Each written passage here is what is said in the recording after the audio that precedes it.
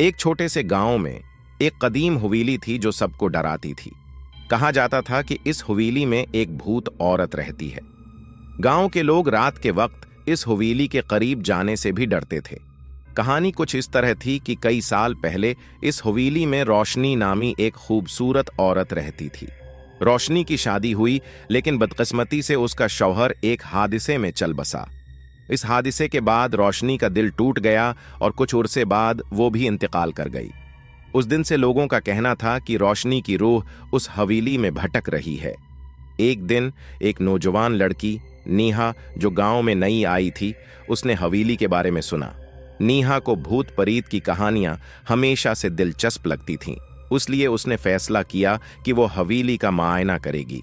नीहा रात के वक्त, जब पूरा गांव सो रहा था, हवेली की तरफ निकली।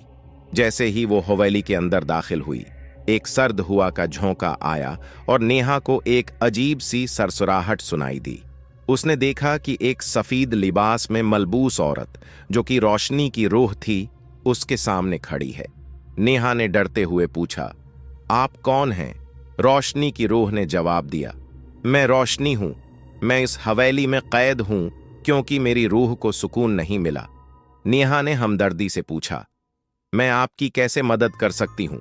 रोशनी की रूह ने बताया कि वो अपने शौहर की यादों में बंधी हुई है और उसकी रूह को सुकून दिलाने के लिए उसे अपने शौहर की तस्वीर और कुछ खास चीजें जो उसकी यादगार थीं, जलाकर आजाद करना होगा। नेहा ने रोशनी की रूह की बात मानकर अगले दिन यह काम किया।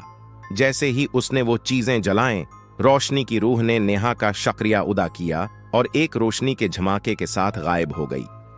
इसके बाद हवेली में कोई भूत नजर नहीं आया और गांव के लोग बेखौफ होकर वहां जा सकते थे।